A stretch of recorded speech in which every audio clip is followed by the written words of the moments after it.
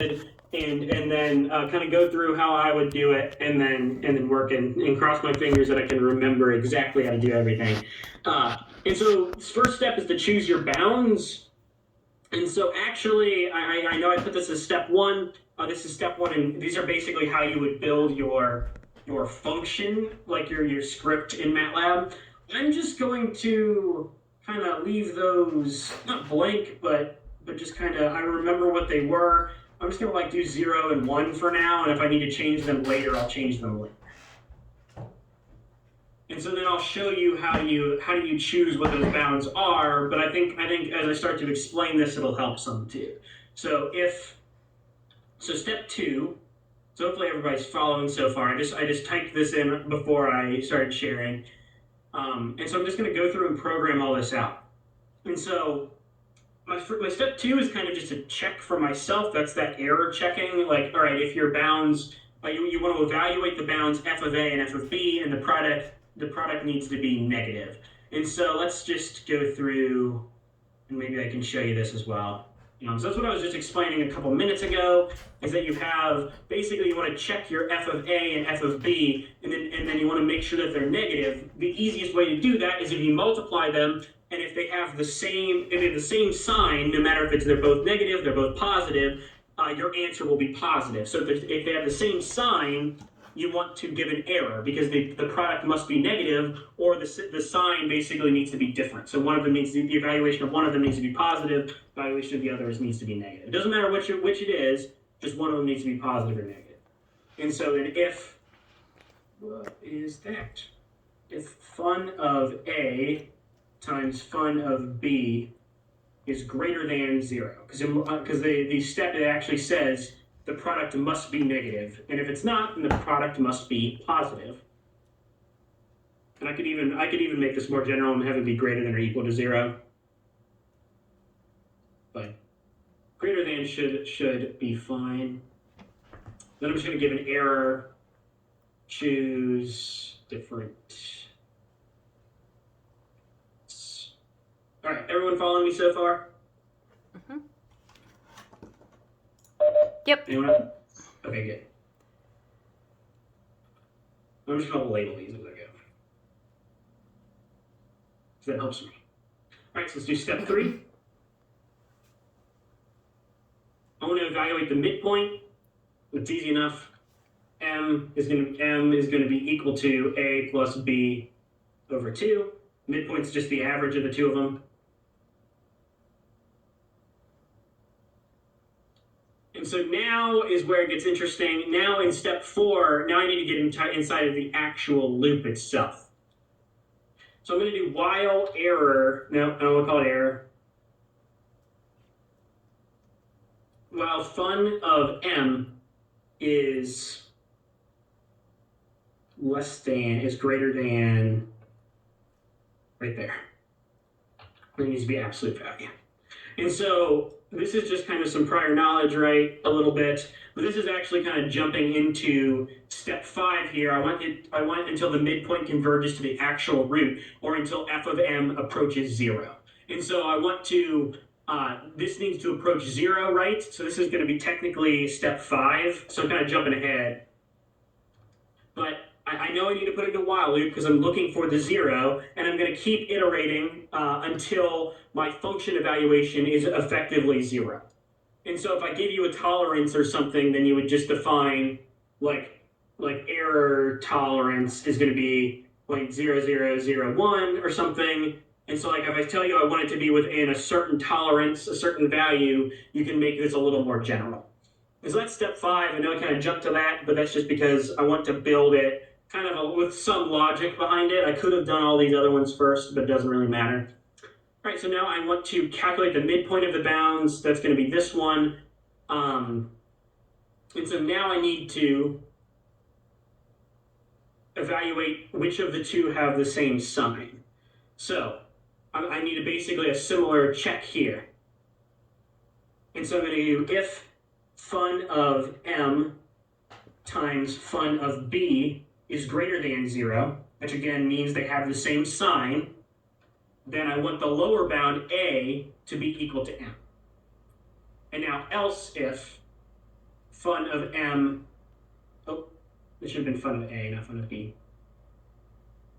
Actually, let's just do else b equals m.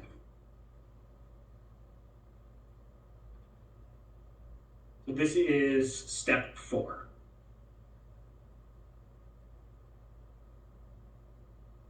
And so now I need to repeat, right, until it works. And so, wow, I can't type and talk. So now what I need to do is kind of think to myself, all right, how does this work? I did step 3 before the loop, right? I could have done it inside of the loop. The reason I did it before the loop is because I wanted this right here to be able to be evaluated. If I hadn't calculated m before the loop, when I got to line 17, it would have given me an error because m doesn't exist yet.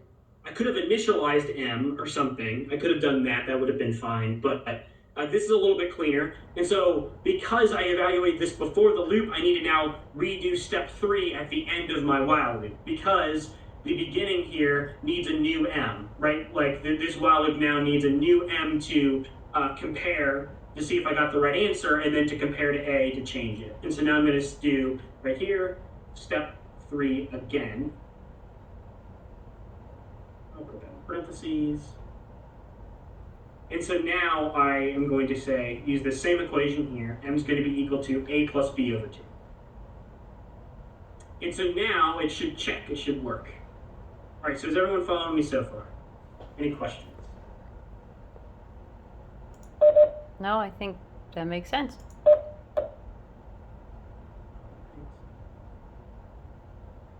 So now I'm going to go back to step 1. And I'm going to say, all right, I wanted to check these bounds. I just made these up to begin with. It might or might not work, and that's kind of what I could check first. If I...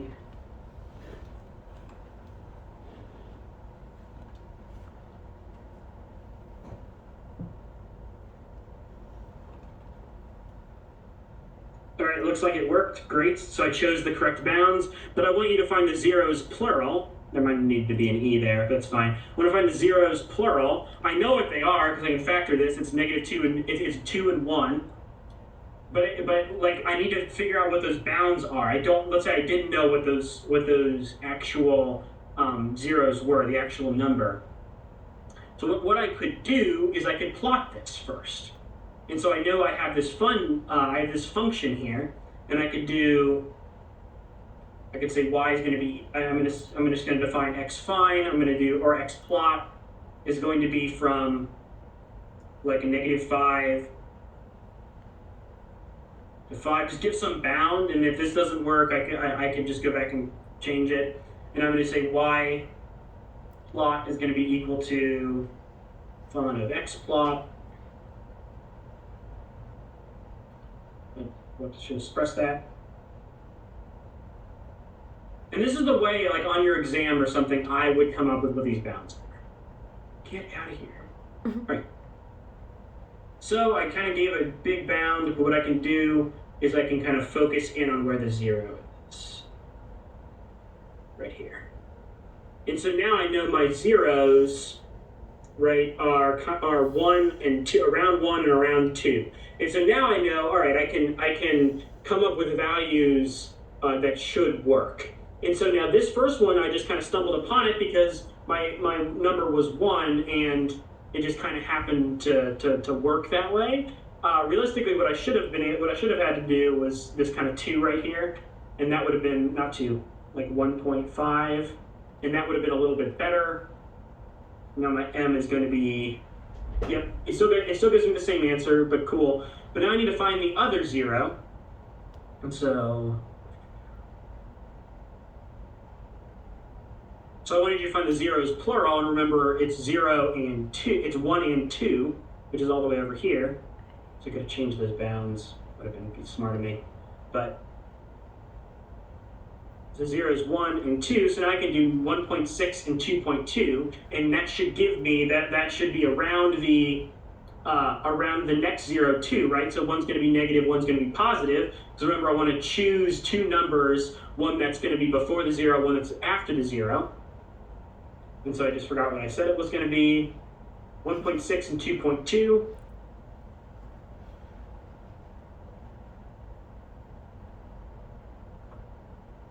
And now it should have given me that my M is 2. There. And that's how I would come up with it on the test if I asked you to find more than 1.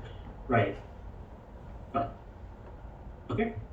Yeah, any questions on how I did that? I don't know if this could even look identical to what I did, but it's pretty close. And it works. So if we had to find multiple zeros, you would just have us copy and paste the code, put in different bounds, and call it good? You could do it that way, or you could just run it twice and just like comment it out or something. Like as long as you display to me what the zeros are somewhere, like you could save them and you could literally just say like display.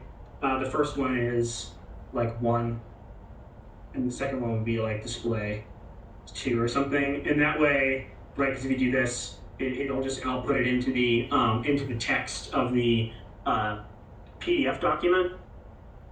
It is as long as there's some way that like I can see it very easily. Like, all right, you found what they were, because you don't need to necessarily copy and paste the code. You could. That's perfectly valid way of doing it. But if you just like came up with with 2 bounds, came up with what the first 0 is, came up with 2 more bounds, came up with the second 0 is, as long as you like displayed that you knew it, right? Like you put it somewhere, you can comment it in your code, right? You say like the first 0 is 1. The second is 2, right? That's fine, as long as somewhere in your code or in your published PDF, right? Like it's obvious to me, you calculated it, you know what they were, and you have the code to back it up. That's fine with me. I'll give you all the points. Really, like what's going to be the main grade is that if you could come up with this code on your own. That's going to be basically all the grade. The actual answers will be worth like 5 of like 20 points or whatever it ends up being, or 5 of 25 or something. Okay, thanks.